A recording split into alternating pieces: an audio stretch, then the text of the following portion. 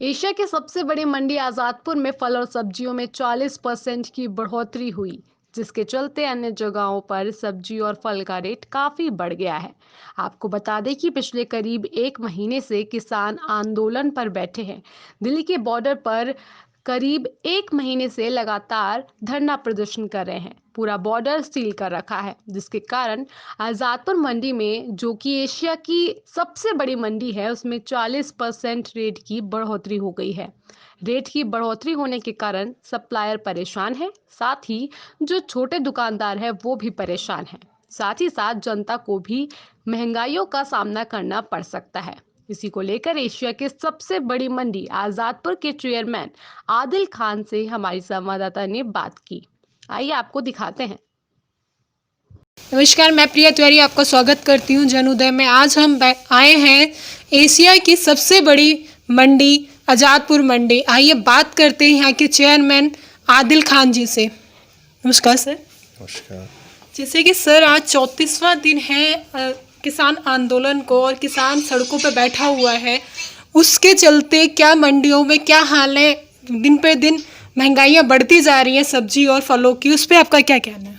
देखिए, अभी जैसा आपने कहा कि 34 दिन से देश का अन्नदाता, देश का किसान, देश का पालनहार सड़क पर सो रहा है। जी अपनी जायज़ मांग को लेकर वो सड़क पर है। जी और निश्चित तौर पर इसका फ़र्क न सिर्फ मंडी के अंदर बल्कि दूसरी चीज़ों पर भी पड़ रहा है। जी पर केंद्र में सोती हुई सरकार, बहरी सरकार, गूंगी सरकार, जो भी आप नाम ले लीजिए, आज की तारीख में वो सारा कम है। जब देश का अन्नदाता सड़क पर सो रहा हो और केंद्र में बैठे हुए मंत्री, केंद्र सरकार में बैठे हुए मंत्री गलत बयानी कर रहे हों। अभी आपने देखा कि हमारे एक सांसद जी हैं जो नरेंद्र मोदी जी के बहुत चहेते सांसद हैं, उन्होंने किसानों को गालियां तक दे डाली। तो मुझे लगता है इससे ज़्यादा शर्मनाक, इससे ज़्यादा कुछ भी नहीं हो सकता इस देश के संविधान के लिए, इस देश के अन्नदाताओं के लिए। और मुझे लगता है केंद्र सरकार पूरी तरीके से बेशर्मी पर उतारू है। यहीं चंद कदम पर बैठे हुए किस अन्नदाता हैं देश के, यहाँ से चंद कदम पर, थोड़ी दूर पर केंद्र सरकार के मंत्री रह रहे हैं, प्रधानमंत्री जी खुद रह रहे हैं, देश के गृह मंत्री जी रह रहे हैं, कृषि मंत्री जी रह रहे हैं। पूरे देश में भ्रमण करने का समय है, पर आपके दरवाजे पर जो देश का अन्नदाता बैठा है उसको आपको जाकर बात करने का समय नहीं है।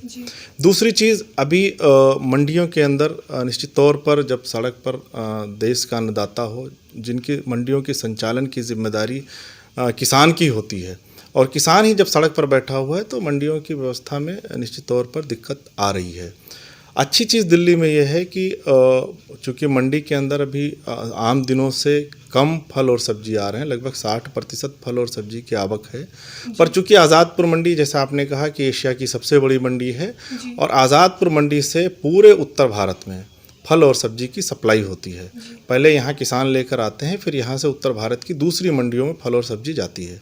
अभी चूँकि बॉर्डर पर आंदोलन चल रहा है, तो मंडी के अंदर तो फल और सब्जी आ जा रही है, पर यहाँ से भारत के दूसरे हिस्सों में जो फल और सब्जियों की सप्लाई होती थी, जो दूसरी मंडियों को आज़ादपुर मंडी फीड करती थी, वो नहीं हो पा रहा है। इस वजह से दिल्ली के अंदर फल और सब्जियों के रेट बहुत ज़्यादा नहीं बढ़े हैं। पर कई बार क्या होता है कि कुछ परशेबल आइटम है, जैसे मान लीजिए टमाटर है, या और दूसरी चीज़ें हैं जिनकी गाड़ियां फंस गई, कहीं किसी वजह से बॉर्डर से नहीं निकल पाई, उस वजह से वो ख़राब हो गई, तो वो रेट फ्लक्चुएट होता है डे बाय डे। अभी मुझे लगता है कि ये जो सारी दुविधा है, जो सारा संकट है, ये सारे संकट का जिम्मेदार सिर्फ और सिर्फ केंद्र में बैठी हुई सोती हुई सरकार है। जब देश का किसान अपनी जायज़ मांगों को लेकर सड़कों पर बैठा हो, आपने किसानों के लिए एक डेथ वारंट जारी कर दिया है। किसानों से उनकी खेती छीन कर आप अंबानी और अडानी को देना चाह रहे हो, आप एमएसपी छीन रहे हो, आप उनकी मंडियां छीन रहे हो, आप गोडाउन्स अंबानी को दे रहे हो कि आप भंडारण करेगा, वो अपने हिसाब से रेट तय करेगा। तो आप तो पूरी देश की व्यवस्था को चौपट करने का प्लान बनाकर बैठे हुए हो। और पिछले 36 दिनों से किसान घूम रहा है, 34 दिनों से, पर आप किसान आपके दरवाजे के आसपास घूम रहा है। किसान दिल्ली के बॉर्डर पर आपको आके बैठा हुआ है। किसान दिल्ली में आना चाहता था, वो कह रहा था कि हमको रामलीला मैदान दे दो, हम वहाँ बैठेंगे, वहाँ जाकर जब बैठेंगे अपना आंदोलन करेंगे। आपने उनको फोर्स लगा के, फौज लगा के रोक दिया। आज इस कड़कड़ाती सर्दी में कोई मतलब उनसे बातचीत करने को तैयार नहीं है। इतने बेशर्म ये लोग हैं, इतनी बेशर्मी से बयान दे रहे हैं। और मुझे लगता है कि सारा हमारे देश के प्रधानमंत्री के संरक्षण में चल रहा है। और हमारे देश के प्रधानमंत्री किसानों की बात करके, किसानों हक की लड़ाई को लड़ने की बात करके सत्ता में आए थे। तो मुझे लगता है कि अपना अहंकार छोड़कर प्रधानमंत्री जी को स्वयं इसमें हस्तक्षेप करना चाहिए और किसानों की बात माननी चाहिए। ये पूरा कृषि कानून वापस करना चाहिए ताकि किसान अपने घर जाकर अपने बच्चों के साथ, अपने परिवार के साथ अपनी खेती बाड़ी कर सके और देश की जो अर्थव्यवस्था है फिर से पटरी पर लौट सके। सर, जैसे कि एक ऊपर मिडिल कास्ट के लोग होते हैं और उनसे भी नीचे लोग होते हैं जो एक टाइम का कमा के छोटे मोटे रोजगार से अपना घर चलाते हैं, और जो छोटे मोटे ऐसे के फल बेच के, आम सेब केला जो भी बेच के एक टाइम का अपना घर चलाते हैं, उन पे क्या असर पड़ेगा? देखिए, निश्चित तौर पर असर पड़ रहा है और इसके अभी दूरगामी परिणाम भी ठीक नहीं होंगे जी।